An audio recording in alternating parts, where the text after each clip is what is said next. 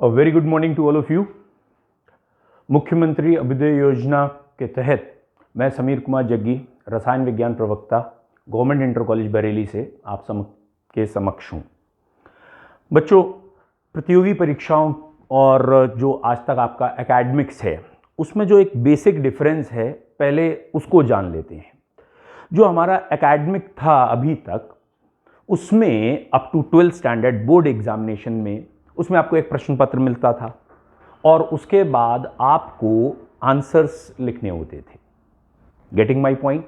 आप समझ रहे होंगे कि उसमें एक प्रश्न पत्र मिलता था, उसमें आपको क्वेश्चंस होते थे, you have to attempt them, solve them by your memory based.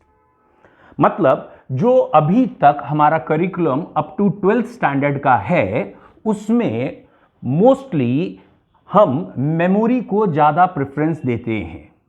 Okay, it is memory based. और यहां जो अब हम कहें कि कॉम्पिटिटिव लेवल में जब हम आएंगे, इन प्रतियोगी परीक्षाओं में आएंगे, तो ये मेमोरी किस में चेंज हो जाएगी? ये बेसिकली मेंटल एबिलिटी में आ जाएगी। मतलब यहां आपको क्वेश्चन पेपर मिला और इसके बाद आंसर शीट थी और उन आंसर शीट पे आपको आंसर लिखने थे। ठीक है? यहां पे क्या है?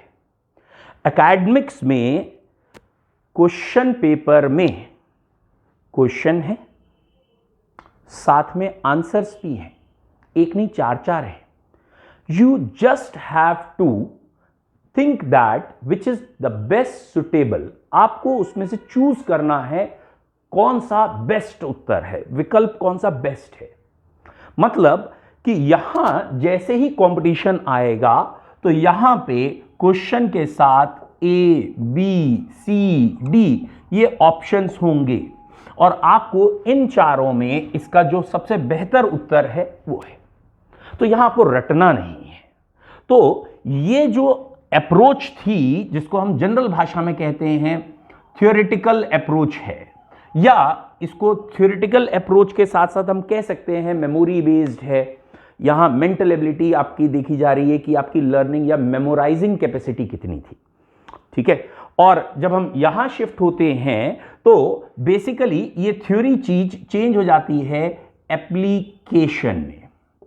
दैट मीन्स क्वेश्चन भी हम देंगे, आंसर्स भी हम देंगे, तुम खाली अप्लाई करके दिखा दो। तुम्हें प्रॉपर डेफिनेशन याद है या नहीं याद है उससे कोई फर्क नहीं पड़ता, लेकिन अगर तुम्हें कंसेप्ट याद है, उसका फाउंडेशन मालूम है, बेस मालूम है, नींव तुम्हारी मजबूत है, तो ये सरलतम है, क्योंकि इसमें रट्टाफिकेशन टेक्नोलॉजी नहीं है।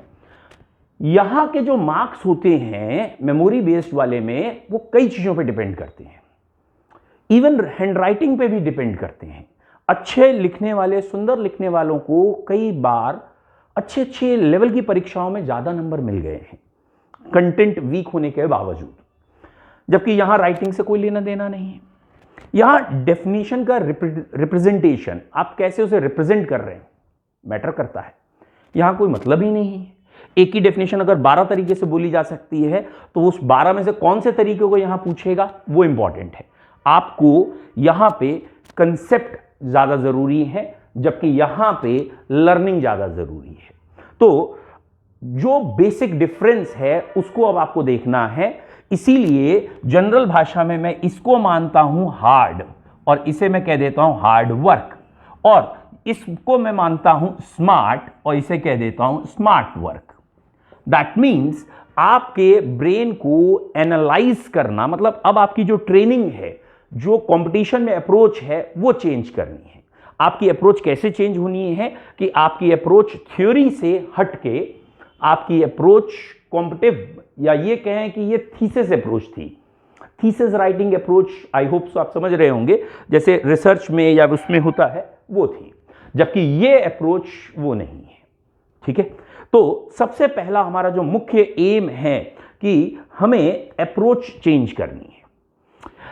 एक और बहुत बड़ा अंतर जो मुझे लगता है इन दोनों में है, वो इसमें है।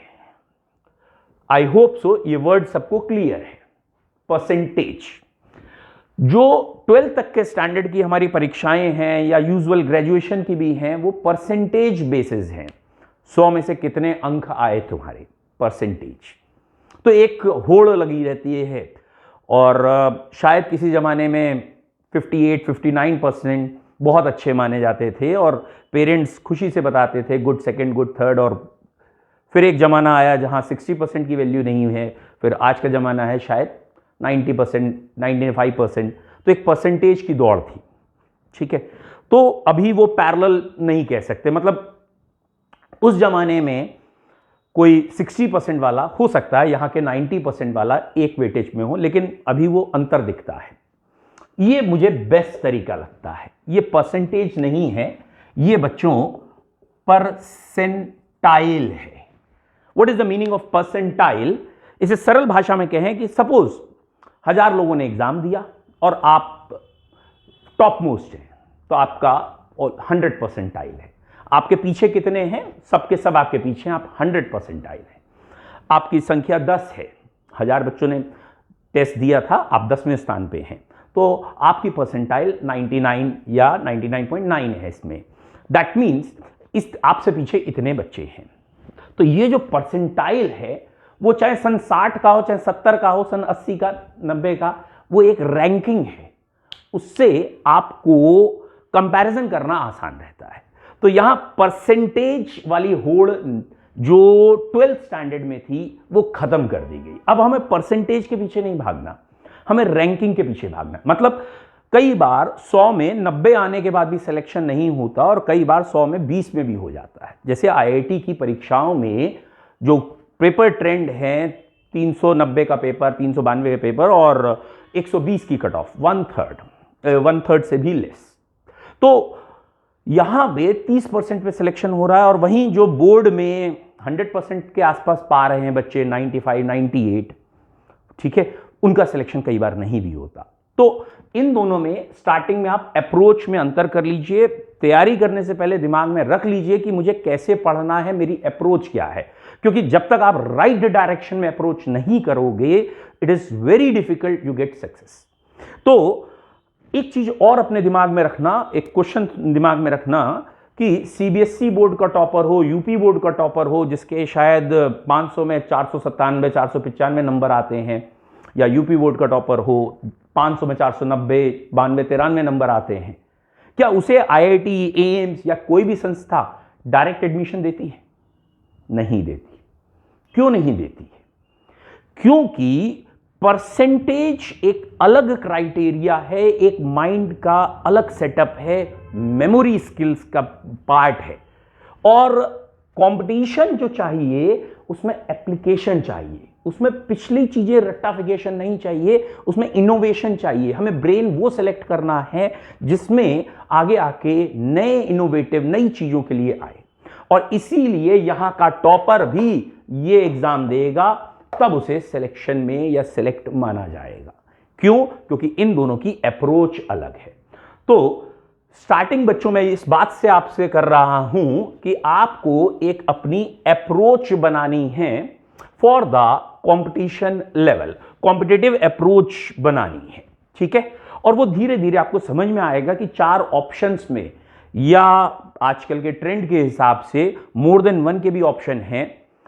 और इन क्वेश्चंस में which of the following is not, मतलब क्वेश्चन समझना बहुत जरूरी है rather than just putting out your efforts. Mostly बच्चे जो कंपटीशन से पहले थ्योरेटिक वाले या एकेडमिक्स में गलती करते हैं, यहां आके वही चीज अप्लाई करने, तो एक कॉमन मिस्टेक मैंने जो देखी है रट्टाफिकेशन की वजह से, यहां पे बच्चे डेफिनेशन याद करते हैं और उसके बाद एग्जाम में उससे रिलेटेड कुछ भी आ जाता है आसपास का भी, तो वो अंदाजा लगा के लिख लेते हैं। मतलब आधी चीज क्वेश्चन से ही मिल गई, वहां से अंदाजा लग गया, फिर आंसर लिख दिया, जबकि ये अप्रोच यहां नहीं है। तो ट्राई टू नोट दिस कि कंपटीशन की पढ़ाई कैसे करें जो 12th स्टैंडर्ड से या एकेडमिक से थोड़ी सी अलग है। चीजें वही हैं, कोर्स कंटेंट वही है, सब कुछ वही है, फिर भी जो डिफरेंस है यहां सिर्फ याद रखना है, यहां एनालाइज भी करना है, यहां रटना नहीं है, यहां आपको ऑर्नामेंटल लैंग्वेज नहीं चाहिए, यहां आपको एनालिसिस चाहिए। पहला पॉइंट ध्यान रखिएगा, जब भी आप अब पढ़ेंगे, जो भी लेक्चर होगा किसी भी सब्जेक्ट का होगा, उसमें आप चीजों को रटने की जगह एनालिसिस मोड पे ले जाएंगे कि अगर इसमें क्वेश्चन पूछा कि ये नहीं होता तो क्या होता। ठीक है, और क्वेश्चन समझना बहुत बहुत जरूरी है। चलिए, now coming to our topic. हमारा टॉपिक केमिस्ट्री है, रसायन विज्ञान है। Is it clear? तो बेटा पहला टॉपिक करते हैं, ये हो गई मिस्ट्री, इसे हम सॉल्व करेंगे तो बन जाएगी केमिस्ट्री। रसायन विज्ञान है और chemistry basically very interesting subject. Bonding की बात होती है तो बॉन्ड बनना, चीजों को जोड़ना, वो केमिस्ट्री में आता है। So it is one of the most interesting subjects which deals with chemicals. Hindi में जिसे कहते हैं रसायन, और सरल भाषा में जिसे कह देते हैं रासायनिक लोचा।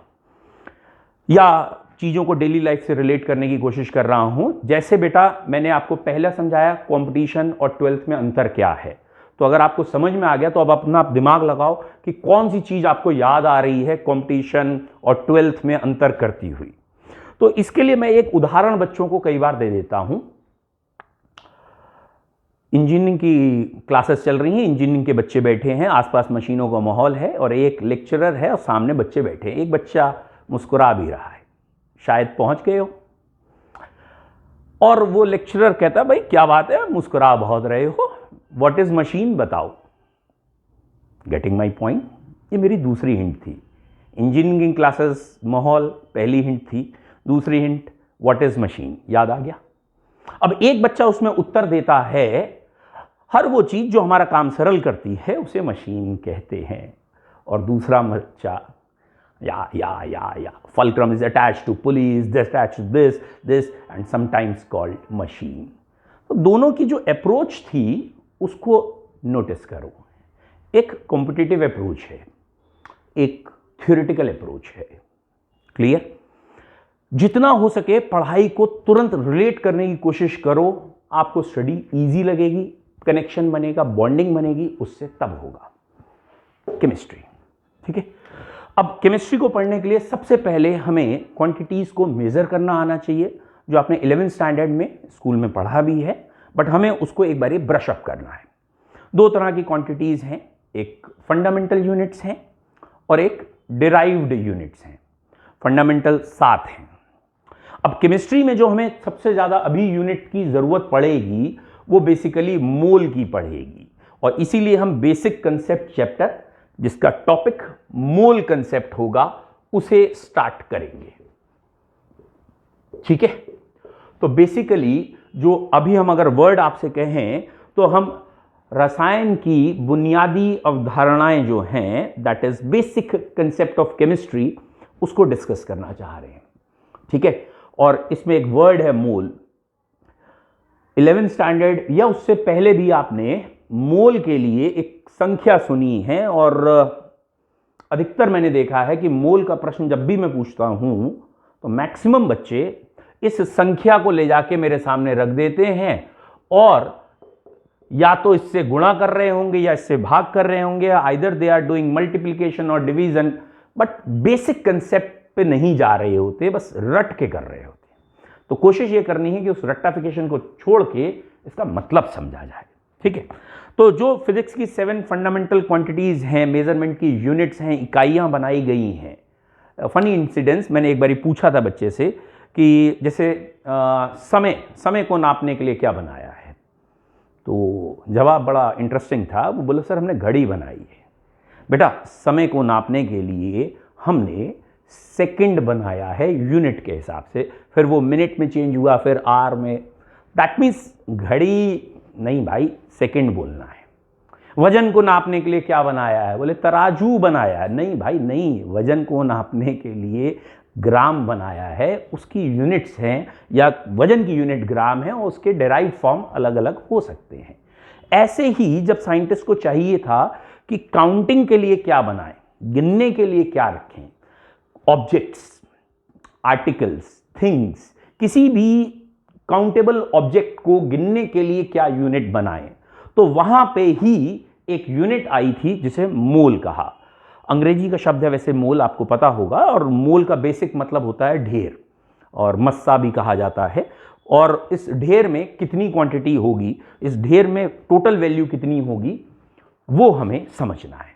ठीक है, तो मोल को स्टार्ट करने से पहले यूनिट वर्ड हमारे दिमाग में क्लियर होनी चाहिए कि यूनिट क्या है। ठीक है, और यूनिट मैच करनी चाहिए, किसको किस यूनिट से मैच करना है ये आपको पता होना चाहिए। मतलब अगर आप लेंथ यानी किसी की नाप ले रहे हैं तो आप वो जो लेंथ है वो बेसिकली मीटर्स में लेंगे या सेंटीमीटर, दैट मीन्स मीटर उसकी एक यूनिट होगी। अब आप कहो कि लेंथ कितने किलोग्राम है तो थोड़ा अटपटा हो जाएगा। या अगर आपसे कहा जाओ भैया सेब ले आओ और 5 फुट ले आना, तो ये थोड़ा अजीब सा होगा। तो आपको यूनिट प्रॉपरली मैच करनी है। ठीक है, जैसे मैं लिख के क्वेश्चन आपसे पूछता हूं, ये बहुत बेसिक और बहुत क्वेश्चन है, बस कंपटीशन की अप्रोच देने के लिए है।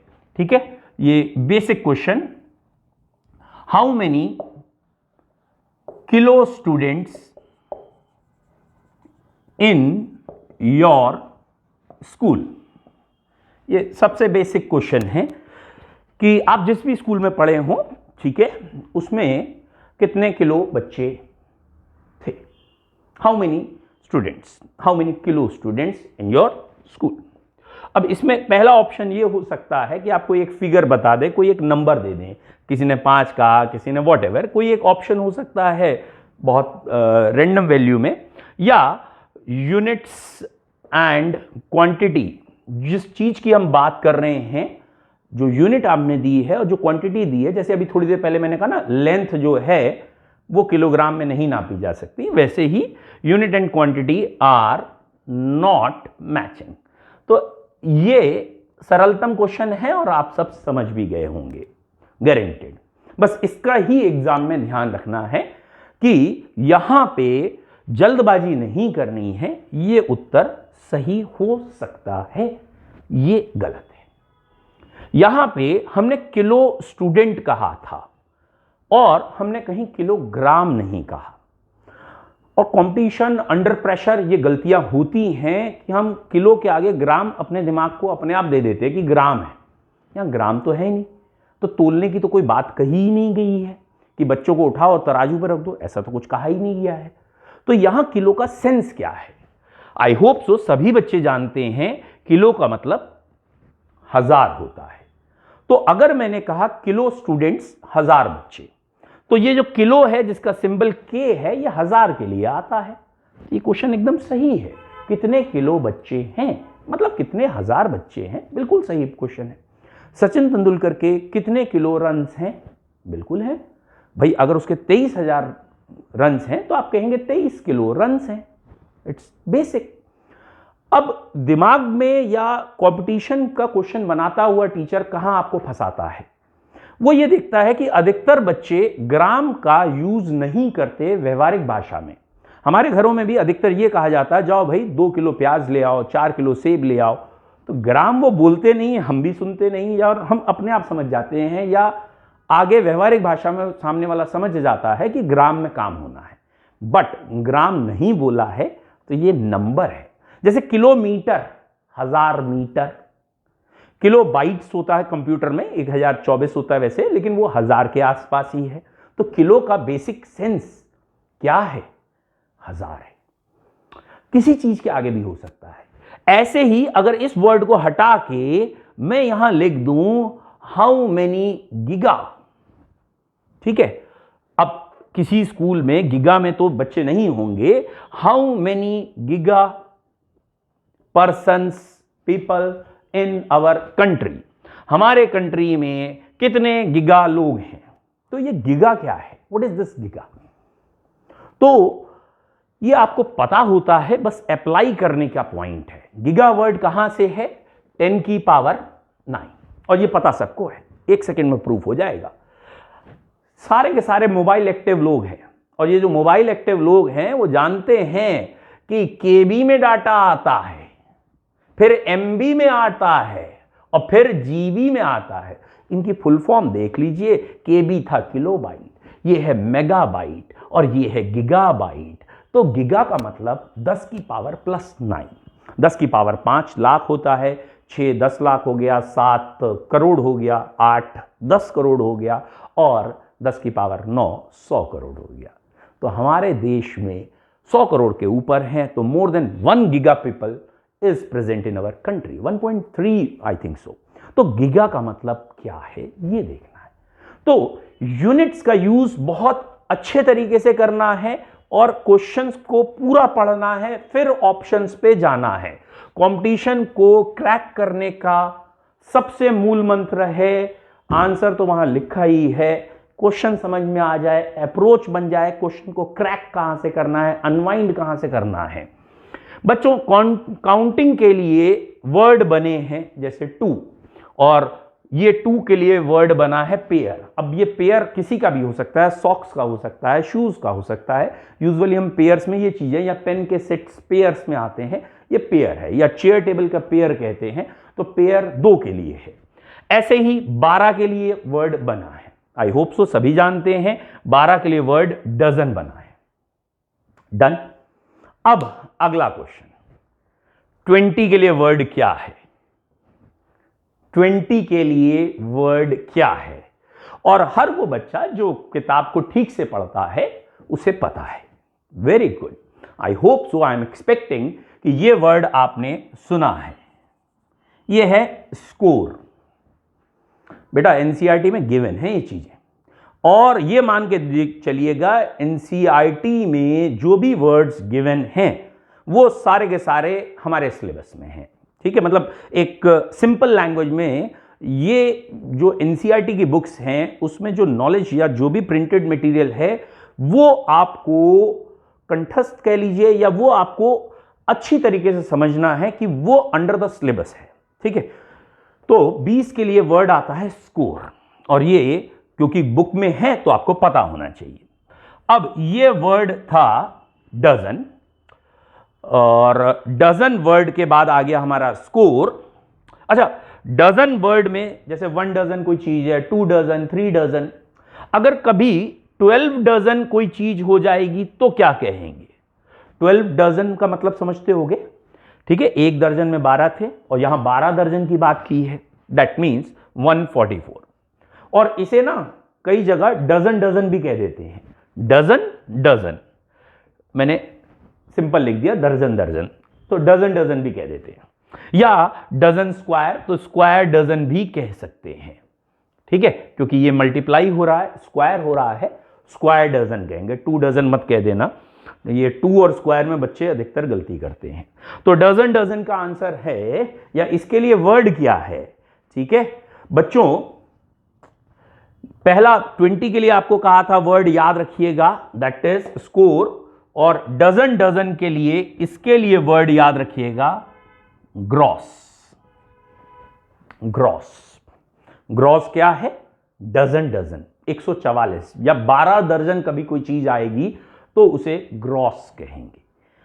वैसे तो डजन क्यूब भी होता है, that is the great gross, great gross भी होता है वर्ड, बट ये काउंटिंग की चीजें हैं, और किसी भी चीज को जो भी ऑब्जेक्ट्स में हो या काउंटिंग में आ सकता हो उसको हम ये नंबर्स दे सकते हैं।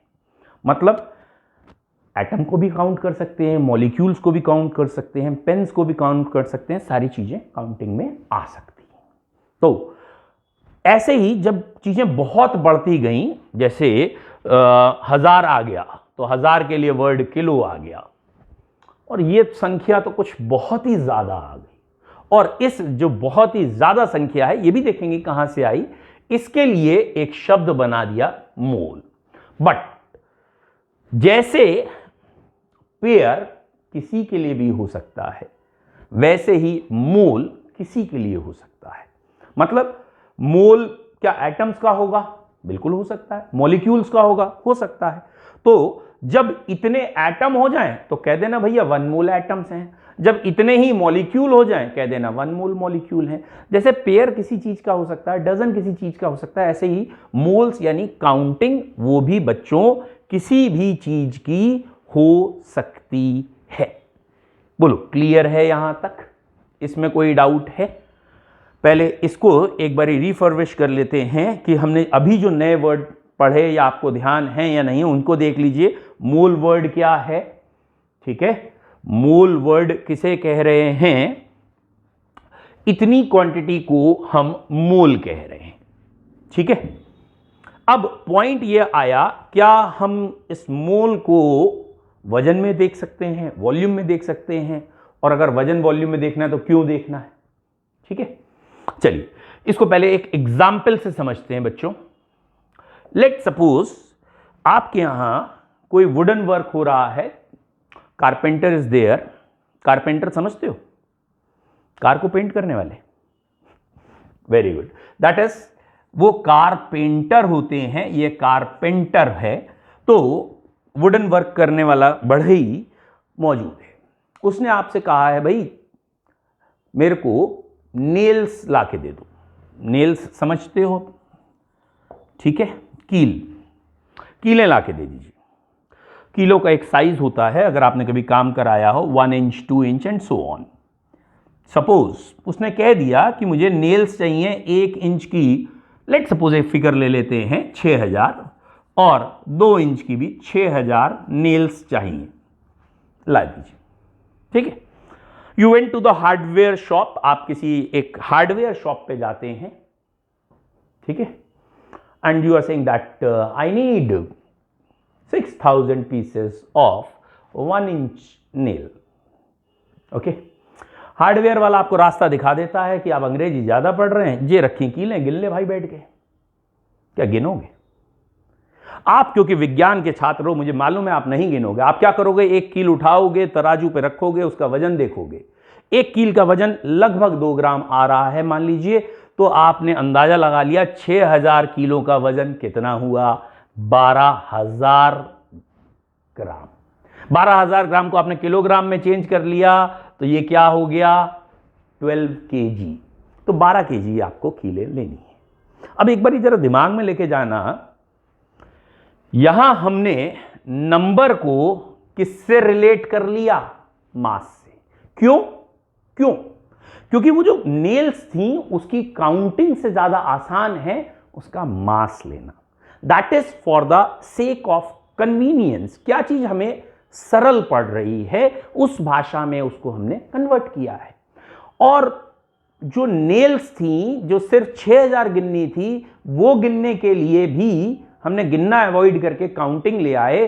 तो जो एटम है जिसकी आपको पढ़ाई करनी है, जो मॉलिक्यूल हैं जिनकी पढ़ाई करनी है, विच आर सब एटॉमिक, माइक्रोस्कोपिक, ये चीजें आपको देखनी है, इलेक्ट्रॉन, प्रोटॉन, न्यूट्रॉन, इन सबको, तो उनकी काउंटिंग तो ऑब्वियसली वेरी वेरी डिफिकल्ट। तो उनकी काउंटिंग अगर डिफिकल्ट है तो एक तरीका बनाया गया है, चेंज करो। तो 12 किलोग्राम में 6000 नेल्स आ गई। बेटा हर चीज का इंपॉर्टेंस है जो बोर्ड पे लिख रहा हूं, कोरिलेट। 12 किलोग्राम में 6000 नेल्स, ठीक है। तो ऑब्वियसली इसके भी मैं 12 किलोग्राम ले लूं तो इसके भी 6000 नेल आएंगे। नहीं, ऐसा नहीं है। क्यों? क्योंकि ये 2 इंच वाली कील है, इट्स मास डिफर्स, मे डिफर्स। ये अलग है, ये अलग है भाई। हो सकता है यहां एक कील का वजन 3 ग्राम हो, और अगर एक कील का वजन 3 ग्राम है तो 6000 किलो का वजन 18000 ग्राम आएगा, और 18000 ग्राम का मतलब 18 किलोग्राम होगा भाई। मतलब पॉइंट नोट करना, पॉइंट नोट करिएगा। कीलें यहां भी 6000 हैं, यहां भी 6000 है, लेकिन यहां वजन अलग अलग है क्योंकि चीजें अलग थी, उनका बेसिक मास अलग था। क्लियर? ऐसे ही मोल में ये संख्या तो फिक्स है, मोल में ये संख्या फिक्स है। हाइड्रोजन आएगा तो भी इतनी संख्या में 1 मोल बनेगा, हीलियम का एटम आएगा तो भी इतनी संख्या में 1 मोल बनेगा। लेकिन क्या 1 मोल का वजन सेम होगा? नहीं। क्यों? क्योंकि इसके न्यूक्लियस में प्रोटॉन, न्यूट्रॉन यानी नंबर ऑफ न्यूक्लियॉन्स अलग है, इसके न्यूक्लियस में अलग है, यानी इन दोनों का एटॉमिक मास अलग अलग है।